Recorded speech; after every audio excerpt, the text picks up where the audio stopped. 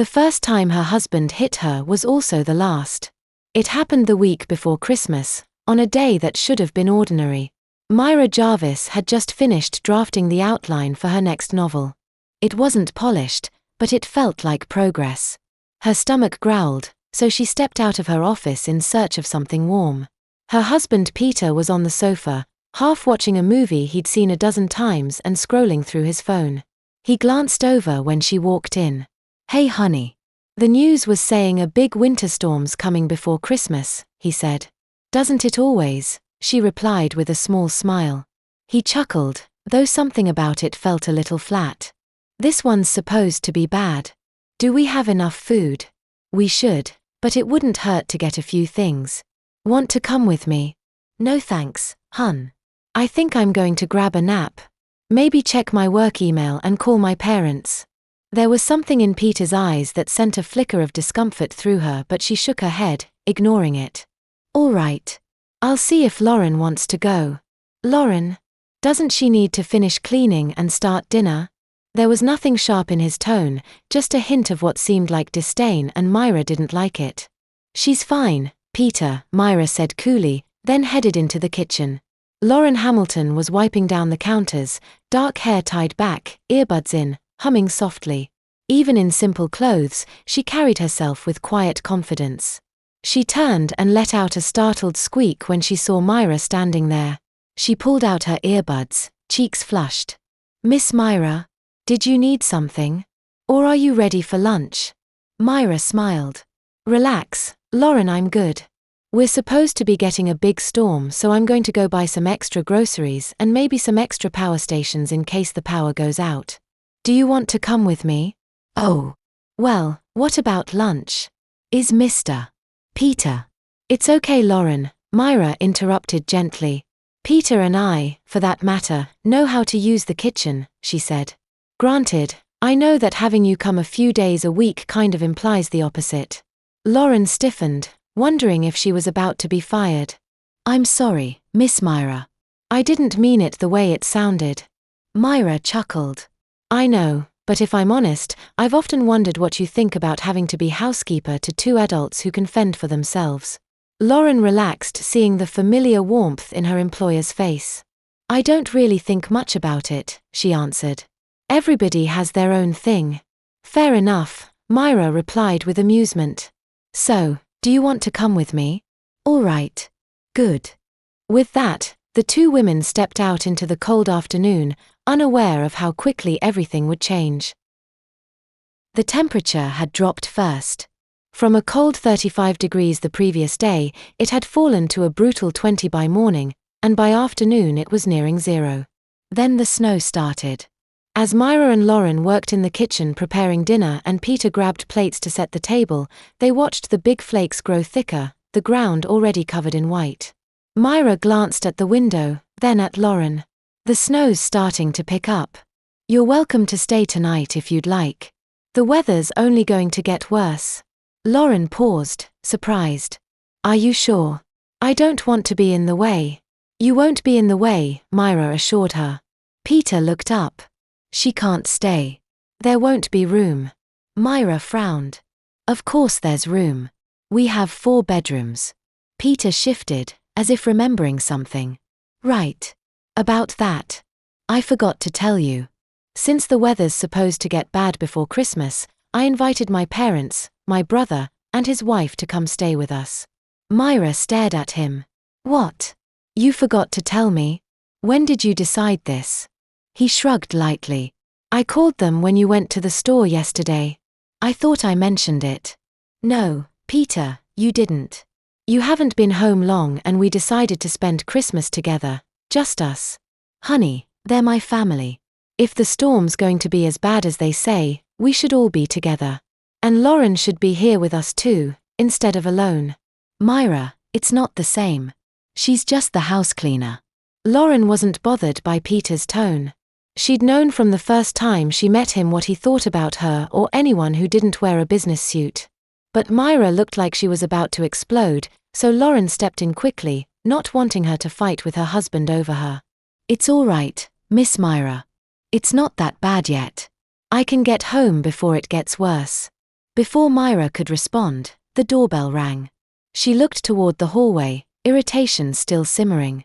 Lauren gave her a small, understanding smile. "I'll get it." She opened the door to find an older couple, a younger couple, and a young woman standing on the porch. Lauren stepped back as they brushed past her as if she weren't there. Mira greeted the family with a polite smile, though her jaw was tight. "I'm glad you made it safely. Were the roads bad?" "They were a little slick," Peter's mother said. "But Peter was insistent we come today before it got worse." "I see," Mira replied, her smile stiff. "Well then." Lauren already prepared dinner, but since I didn't know you were coming, she cast an accusing look at Peter before turning back. "We may have to make it stretch." "Just have your maid make something else," the unknown woman said dismissively. "Lauren isn't my maid," Mira retorted. "And she's heading home so she doesn't get stuck in a blizzard." "Who exactly are you?" Mira saw the change in Peter's face and knew things were about to get ugly. She watched in shock as he stepped forward, taking his place beside the woman, who immediately curled her arm around his. "This is Vanessa," he said, his voice full of smug confidence. "My girlfriend. We've been together for 2 years. Once we get the divorce sorted out and this storm is over, I plan to marry her." The words hit the room like a dropped plate. Across the foyer, Lauren froze. She'd just retrieved her coat from the hall closet, her wallet and keys tucked inside and her phone in her hand. She'd felt the tension like a knife the moment the door opened and had been desperate to slip out before things got worse. Unfortunately, it was too late. Things had just gotten worse. "You're what?" Mira asked, confusion flickering across her face as if she hoped she'd misheard. "You heard me, Mira." For a moment, she stared at her smirking husband, the preening mistress, and the grinning parents-in-law. Their expressions told her this wasn't a prank. It was a setup. Oddly enough, all she felt was anger at the lies and the 5 years she'd clearly wasted. "I see," she said calmly, amused by the disappointment on their faces. They'd wanted hysterics. She refused to give them that. "That's it?" Peter asked. "That's all you have to say?" "Well, what do you want, Peter?" "Congratulations. This is why he found someone else," Peter's mother said mockingly. "You're always writing your little stories. You don't even care or notice that he's gone for months at a time, and when he's home, nothing changes. Of course he found someone else." Mira ignored the dig at her work. "And you brought your mistress into my house, expecting what exactly? In case you haven't noticed, the weather is turning. Are you expecting me to treat this home-wrecking trash like an honored guest?" She barely finished the sentence before the slap landed. She grabbed her cheek and turned back to her husband, rage flaring inside. "You're going to regret that," she said quietly. "Am I?" "I don't think I will," Peter replied. "If you insult Vanessa again, you'll get worse. Now, you have 2 options. You can deal with having her here until the storm is over and then we get divorced, and you and the help will treat her with respect. Or..." Mira stiffened at yet another slight toward Lauren, but she forced herself to stay calm. "Or what?" she challenged. "Or you can get out of my house," he smirked. "Your house," Mira scoffed. "This is my house. I bought it with the money I earned from my little stories. If anyone is leaving, it's you and your whore." "How dare you," Vanessa snapped, but Peter moved first. "I told you," he snarled, striking Mira again. This time the blow was harder, sharp enough to knock her off balance. She hit the floor, dazed. Lauren had been shocked at the first slap, but seeing Peter lose control snapped something inside her. When Vanessa stepped forward and kicked at Mira, Lauren rushed over. "Stop. What are you doing?" she cried, looking at the older couple, who stood there watching with cold interest. The brother and sister-in-law hovered behind them, amusement on their faces as if they were watching their favorite television show. "This is not your concern," Peter's mother snapped. "Get your mop and dust rag and get out." Mira curled in on herself, protecting her face. Lauren's fear turned into something fierce. She grabbed Peter's wrist before he could strike again. "You and your disgusting family need to get out before I call the police," she said, her grip so strong Peter actually winced. "Get your hands off my son," Peter's father shouted. Before Lauren could react, he shoved her hard enough that she hit the floor. The brother and sister-in-law moved in then, holding her down. "Throw them out, Pete," Vanessa said, her voice dripping with arrogance, as if she owned the house she had never lived in. "Gladly." Peter looked toward the sideboard and saw Myra's purse. He knew her keys were inside. He grabbed Mira while his father grabbed Lauren. With the help of his father and brother, both women were shoved toward the door. The cold hit them sharply as soon as they were shoved outside.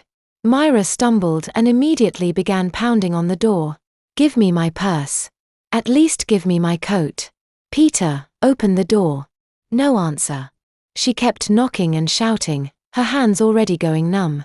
Lauren pulled out her phone with shaking hands and started to dial the police, but before the call connected, red and blue lights swept across the driveway. A patrol car rolled to a stop, tires crunching over the thin layer of snow. 2 officers stepped out. One called, "Are you Mira Jarvis?" Myra froze. "Yes. I'm the homeowner. They locked us out." The officer exchanged a look with his partner. "We received a call from inside the residence. The report said you attacked a family member and were refusing to leave the property." Myra stared at him, stunned. "That's not true. They assaulted me and Lauren. They threw us out and didn't even let me take my coat." Lauren stepped forward, breath shaking in the cold. "She's telling the truth. They hit her. Please, if nothing else, she needs her purse and her coat or she'll freeze." The second officer shook his head. "I'm sorry. We can't force entry. This is a domestic dispute, not a criminal emergency, and it's already been reported that you're the threat. We can't make them open the door." The officer cast a helpless look at Myra. "I'm very sorry. You're going to have to leave the property. Do you have somewhere to go?"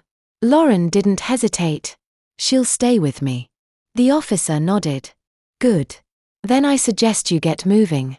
The temperature's dropping fast and the roads are beginning to ice up." The door behind them stayed silent, but Myra could feel their eyes on her and almost hear the mocking laughter. Lauren looked at Myra, who stood shivering in only short sleeves, and quickly removed her jacket. She slipped the coat around Myra, steadying her as the wind cut through their clothes. "Come on," she said softly. "Let's go." The parking lot of the large store was already crowded when they pulled in, cars sliding into spaces at odd angles as people rushed inside. The automatic doors hissed open, and a wave of warm air hit them. Myra hesitated for a moment, her shoulders tight, but Lauren nudged her gently. "Come on. It's warmer in here." They stepped inside. The store was chaos. Carts rattled. People argued over the last bags of rice. Shelves were half empty, and the overhead speakers kept repeating the same storm warning every few minutes. Myra kept close to Lauren, her face pale. "I don't have any money," she said quietly. "I can't help with any of this." Lauren shook her head. "Don't worry about that. I needed groceries anyway." She tried to soften the moment with a small smile. "Besides, you're helping by being here. That counts." Myra gave her a grateful, embarrassed smile. "Tell you what," Lauren said. "You grab the food. I'll see if there's anything useful left in the camping aisle." Myra nodded and headed toward the grocery side, weaving through frantic shoppers. Lauren watched her go for a moment, then turned toward the back of the store. Despite the crowds, Myra managed to fill the cart with enough to last a few weeks: oatmeal, dry cereal, canned soup, ramen, pasta and sauce, instant coffee, a few boxes of tea, 2 packs of hot dogs with no buns, a loaf of wheat bread that would have to do instead of buns, and, miraculously, chocolate and potato chips. Remembering the drama of 2020, she also managed to snag a package of toilet paper. Lauren's haul was smaller but no less important. She found a hand-crank emergency radio shoved behind a stack of lanterns, a small power station with a dented box, 1 sterno stove, and 5 cans of fuel. She grabbed an ugly comforter from a clearance bin, the kind with a faded floral print, but it was thick and warm, and that was all that mattered.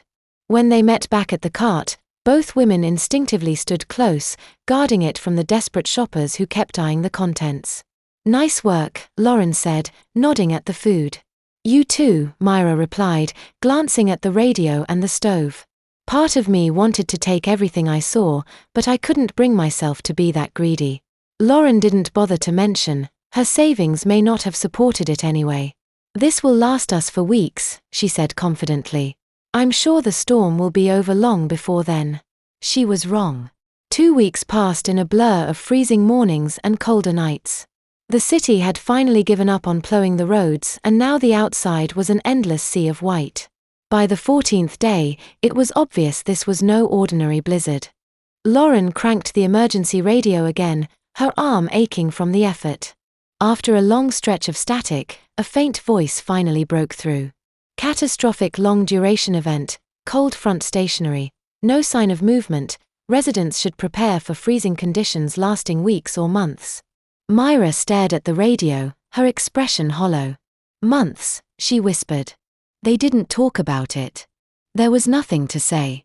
The utilities had somehow held out this long, but on the 15th day, that ended. First the water sputtered and stopped. That evening, the lights flickered once and went out for good.